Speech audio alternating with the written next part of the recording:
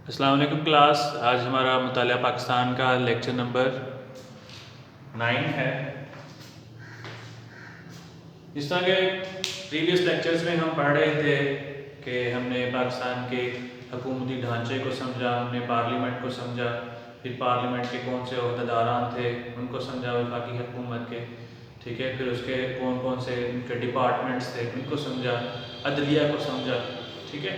और last lecture में हम अपने सूबाई हुकूमत की तरफ आ गए, ठीक है। सूबाई हुकूमत में कौन कौन से अहम अहदेदार थे, ठीक है, उनको कल हमने देखा। आज हम देखेंगे कि सूबाई हुकूमत में मज़ीद कौन कौन सी चीज़ें हैं, ठीक है।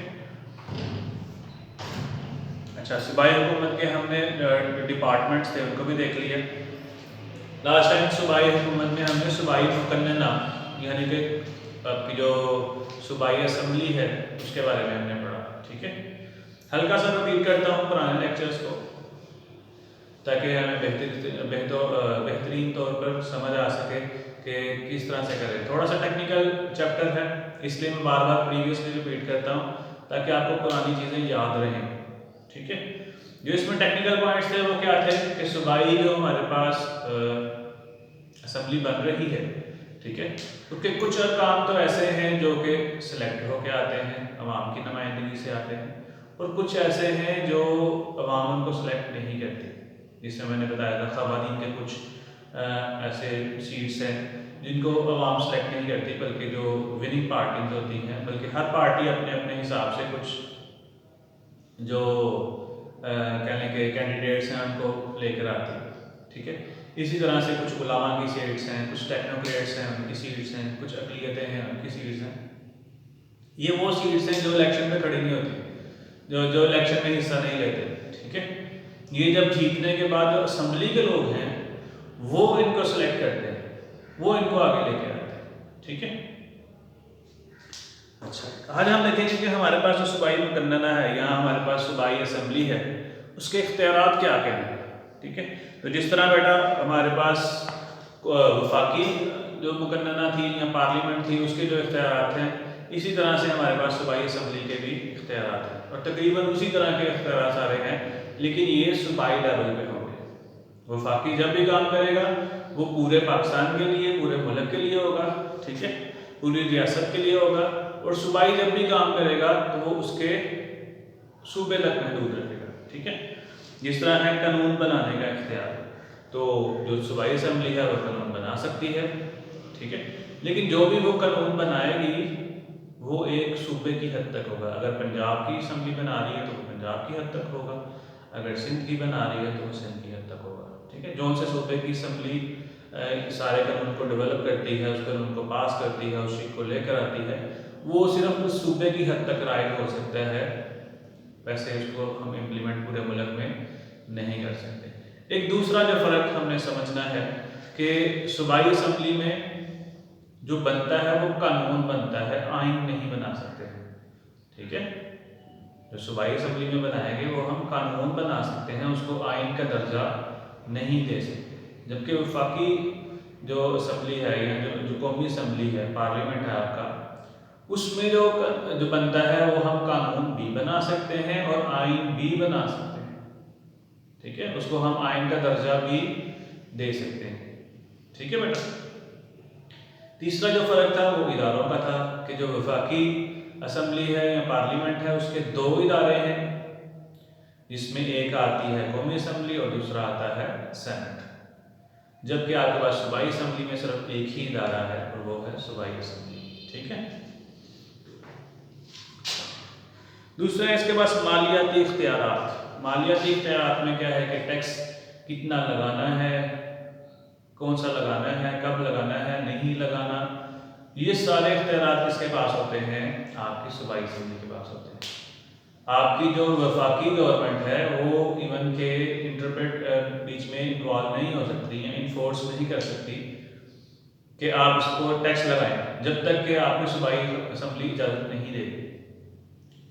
सूबाई असम्बली इजाज़त देगी तो उसके बाद आपके टैक्स वगैरह पास होंगे। अगर सूबाई असम्बली इजाज़त नहीं देती तो आपके टैक्स वगैरह पास नहीं होंगे। टॉपिक लिख लेते हैं।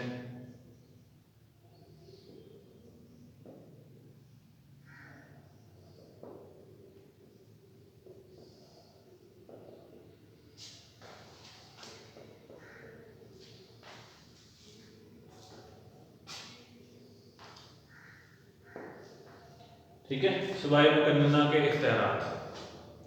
दूसरा इख्तियार जो मैंने आपको बताया कि मालियाती इख्तियारात हैं कि बजट के लिहाज से बजट किस तरह से बनाना है सूबे का, और टैक्स कौन से हैं, इवन के टैक्स कौन से लागू रहेंगे, कौन से टैक्स ख़त्म हो जाएंगे। ये सारे इख्तियारात आपकी सूबाई असम्बली के पास होते हैं। आप जो वफाकी गवर्नमेंट है वो इसमें इन्वॉल्वमेंट नहीं कर सकती। उसके बाद इंतज़ामी इख्तियारात, उसके जो इदारे हैं, जिस तरह से हमने लास्ट टाइम पढ़े थे सारे इदारे, वज़ीर हैं और सेक्रेटरी हैं, एडिशनल सेक्रेटरी हैं और जो सेक्शन ऑफिसर्स हैं, ठीक है, ये सारे इदारों का जो कंट्रोल होता है वो भी किसका काम होता है, आपकी सूबाई असम्बली का काम होता है। इसने सारी निगरानी करनी होती है कि सारे वज़ीर बेहतर तौर पे काम कर रहे हैं कि नहीं कर रहे, क्योंकि जब ये वज़ीर बनते हैं सूबाई, वो इन्हीं में से बनते हैं, ठीक है। तो जो अपोजिशन की जमातें होती हैं वो क्लेम कर सकती हैं कि ये काम ठीक हो रहा है, ये काम ठीक नहीं हो रहा, वहाँ पर सबको आ जाते हैं, ठीक है। और जो मतलब इलेक्टेड पार्टी है वो जवाबदेह होती है इस चीज़ का, ठीक है। उसके बाद मुतफ़र्रिक़ इख्तियारात। मुतफ़र्रिक़ इख्तियारात में क्या है कि सूबाई असम्बली में और छोटे मोटे इख्तियारात भी उसके पास होते हैं। दूसरा क्या है कि वो जिस तरह हमने लास्ट में बताया था कि गवर्नर जो है वो आर्डीनेंस जारी कर सकता है, ठीक है। जो गवर्नर है सूबे का, उसके पास इख्तियार है कि वो जब चाहे असम्बली का इजलास तलब कर सकता है। लेकिन अगर कुछ ऐसे हालात हैं कि असम्बली का इजलास तलब नहीं हो सकता, तो वो क्या कर सकता है, वो ऑर्डिनेंस भी जारी कर सकता है, उसके पास इख्तियार है। अब ऑर्डिनेंस क्या है, ऑर्डिनेंस में बेटा एक किस्म का कानून ही होता है, लेकिन इससे क्या है कि इसको पास किया जाएगा या नहीं पास किया जाएगा, ये इख्तियार होता है आपकी सूबाई असम्बली के पास। सूबाई असम्बली ऑर्डिनेंस गवर्नर जारी कर देता है, ठीक है। फिर सूबाई असम्बली के पास इख्तियार है कि वो इसको देखती है कि क्या इसको कानून का दर्जा मिलना चाहिए या इसको कलअदम करार दे देना चाहिए, ठीक है। अगर तो वो सूबाई असम्बली उसको कानून का दर्जा देती है तो फिर तो वो कानून बन जाएगा, और अगर वो उसको रिजेक्ट करती है तो वो ऑर्डिनेंस ख़त्म हो जाएगा।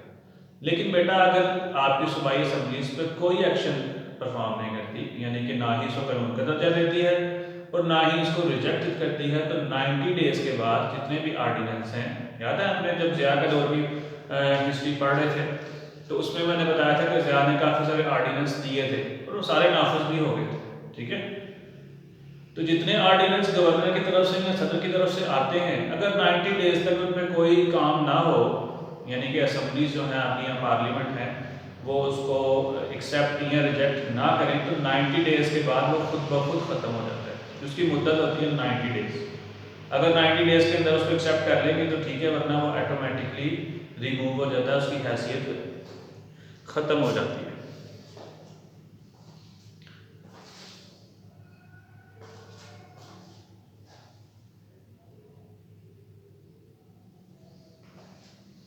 उसके बाद है सूबाई अदलिया।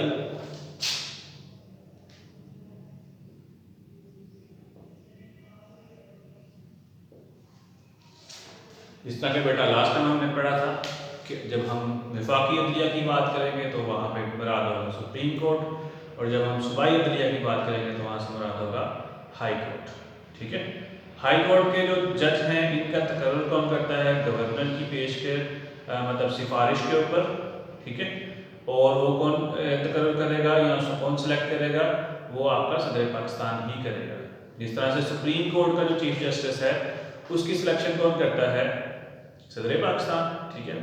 और यहाँ भी क्या है कि गवर्नर जो है वो ऑप्शन देता है या कुछ सजेशन देता है कि ये जो अच्छे कानूनदान हैं इनको जज बना देना चाहिए, ठीक है, चीफ जस्टिस बना देना चाहिए। तो फिर सदर पाकिस्तान के पास इख्तियारात हैं कि वो उनमें से कोई सा भी सिलेक्ट कर सकते हैं, ठीक है। या उसके पास ये इख्तियार भी है कि वो कहता है इन तीनों में से या चारों में से मुझे कोई अच्छा नहीं, कोई और नाम बताओ, तो आप फिर नई लिस्ट बना के उसको देंगे। जो गवर्नर है वो नई लिस्ट बना के देगा, फिर उसमें से सिलेक्ट होंगे, ठीक है। और उसके बाद जो बाकी जज हैं वो चीफ जस्टिस जो बनता है वो अपनी मर्जी से बाकी जजों की लिस्ट बना के देता है कि इनको ये इख्तियार देना चाहिए, और लेकिन उनकी अपॉइंटमेंट फिर सदर के पास ही होती है। बात समझ आइए कि जो चीफ जस्टिस खुद है सूबाई हाई कोर्ट का, उसकी सिफारिश कौन करेगा या उसके लिए सजेशंस कौन देगा, गवर्नर। लेकिन जो चीफ जस्टिस के नीचे जज हैं उनकी सिफारिश कौन करेगा? चीफ जस्टिस खुद। लेकिन सिलेक्शन दोनों केस में कहाँ पे होगी? सदर पाकिस्तान के पास। ठीक है, मैं दोबारा रिपीट करता हूँ कि चीफ जस्टिस के लिए सजेशन कौन दे रहा है? गवर्नर, और दूसरे जजों के लिए सजेशन कौन दे रहा है? Chief justice. लेकिन सिलेक्शन चीफ जस्टिस की भी और दूसरे जजों की भी कौन कर रहा है? सदर पाकिस्तान। सदर पाकिस्तान की मंजूरी के बगैर जज अपॉइंट नहीं हो सकता। दूसरी चीज़ है कि जो हमने जब हम सुप्रीम कोर्ट पढ़ा था वहाँ पे जो उम्र का तयन किया गया था कि कब तक कोई जज बन सकता है, तो वो था 65 ईयर्स, जबकि हाई कोर्ट के जज की उम्र है 62 ईयर्स। 62 ईयर्स तक वो अपनी मियाद पूरी कर सकते हैं, मतलब ड्यूटी कर सकते हैं। आफ्टर 62 ईयर्स वो रिटायर कर दिए जाएंगे। ठीक है, आगे से बेटा इख्तियारात देखते हैं कि हमारे पास चीफ जस्टिस के पास कौन कौन से इख्तियारात होते हैं। यहाँ आपके पास जो ये इदारा है अदलिया का, ठीक है, इसके पास कौन कौन से इख्तियारात होते हैं। तो बेटा जो इख्तियारात वफाकी या आपके पास सुप्रीम कोर्ट की अदलिया के पास थे, वही इख्तियारात आपकी हाई कोर्ट की अदलिया के पास भी होते हैं, सेम टू सेम। ठीक है, लेकिन इसके पास कुछ एक्स्ट्रा इख्तियारात भी हैं, उनको भी हम देखते हैं। वो जो इख्तियारात हैं सुप्रीम कोर्ट के, वो मुल्क के लेवल पे हैं, मुल्क के लेवल पे हैं, रियासत के लेवल पे हैं, और जो हाई कोर्ट के पास इख्तियारात हैं वो उसके अपने सूबे के लेवल पे हैं। ये बात बनना शुरू है। क्या करती है हाई कोर्ट? अवाम के बुनियादी हुकूक और आइन का तहफ़्फ़ुज़ करती है। ठीक है, वो देखती है कि जो हमने आइन बनाया है, जो हमने कवानीन बनाए हैं, क्या उनके मुताबिक सारा कुछ ठीक चल रहा है, कहीं पे आइन की या कानून की खिलाफ वर्जी तो नहीं हो रही। अगर खिलाफ वर्जी हो रही है तो जो आपकी अदलिया है वो एक्शन में आ जाती है। मातहत अदालतों के फैसलों की खिलाफ जो अपीलों की समाअत करती है। ठीक है, आपकी हाई कोर्ट का ये राइट होता है कि जो जिस तरह से आपको पता है हाई कोर्ट के नीचे होते हैं सेक्शन जज और दूसरे सिविल जज। ठीक है, अब ये जो डिफरेंट किस्म के उसमें होते हैं, तहसील और डिस्ट्रिक्ट के ऊपर जजों की डिफरेंट तकर्री होती है। अब उनमें जो फैसला होता है, मिसाल के तौर पर सियालकोट में एक फैसला हुआ, एक पर्सन ने कहा कि मुझे इस जज का फैसला मंजूर नहीं, वो अपील करेगा हाई कोर्ट में। हाई कोर्ट में जाएगा सूबे के लेवल पे, अगर उसको फिर भी मंजूर ना हो तो फिर अपील करेगा सुप्रीम कोर्ट में। ठीक है, लेकिन फैसले के मुकदमात की जो नोयत होती है उस पर भी कुछ और किया जाता है। हर फैसले को आप सुप्रीम कोर्ट तक नहीं लेके जा सकते। ठीक है, अब इसमें क्या है कि जो फैसले यहाँ पर नहीं होंगे उनकी अपील दायर की जाएगी कि हमें इस फैसले पर इतराज़ है, ज़रा हाई कोर्ट से हम अपील करते हैं कि वो इसमें नजर सानी करें। ठीक है, तो वही मुकदमा फिर जाएगा हाई कोर्ट के पास, और हाई कोर्ट जितनी भी अपीलें होती हैं उनको सुनने का पाबंद होता है। ठीक है, वो उसने उसको देखना होता है, या तो उसको रिजेक्ट कर देगा या तो उस अपील को दायर करके वो मुकदमा आगे चलेगा। ठीक है, ये एक चीज़ होगी। दूसरे नंबर पे क्या होता है आपके पास कि अच्छा हाँ, अगर तो कोई जो सिविल या सेक्शन जो जज है, ठीक है, सेशन जज है जो, वो किसी के खिलाफ मौत का मुकदमा दायर कर देता है, सजाए मौत उसको दे देता है, तो हाई कोर्ट उसको लाजमी सुनता है। ठीक है, वो लाजमी वहाँ जाकर दोबारा उसकी मतलब सुनाई होती है, उसके बाद वो फैसला होता है। ठीक है, यहाँ पे ये लिमिटेशन है। अगर वो सेशन जज जो है वो उसको मौत सजाए मौत करार दे देता है, तब भी उसका फैसला ऊपर जाएगा, दोबारा से होगा। अगर वो अपील दायर नहीं भी करते तब भी फैसला ऊपर जाके दोबारा से सुना जाता है। हाई कोर्ट बुनियादी हकूक़ के तहफ़्फ़ुज़ के लिए 5 रिटें सुनने का इख्तियार रखती है कि कोई अपनी रिट भी दायर कर सकता है कि मुझे हकूक़ नहीं मिल रहे, या यहाँ पर इंसानियत को हकूक़ नहीं मिल रहे, तो कोई भी हर एक शहरी को इख्तियार है कि वो अपनी रिट दायर कर सकता है। ठीक है, पर्सनल प्रॉब्लम्स के लिए नहीं। ठीक है, मिसाल के तौर पर वो कहता है कि मुझे इस पर्सन से हकूक़ नहीं मिल रहे, तो ये उसका एक पर्सनल प्रॉब्लम।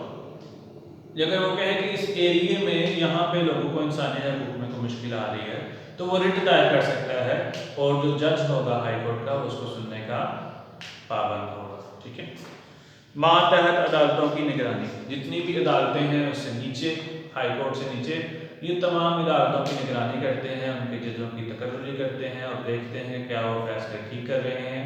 सारे मामला पे गौर व फ़ोज़ भी करते हैं कि क्या सारे मामला ठीक तरह से चल रहे हैं या उसमें कोई प्रॉब्लम्स वगैरह आ रही हैं।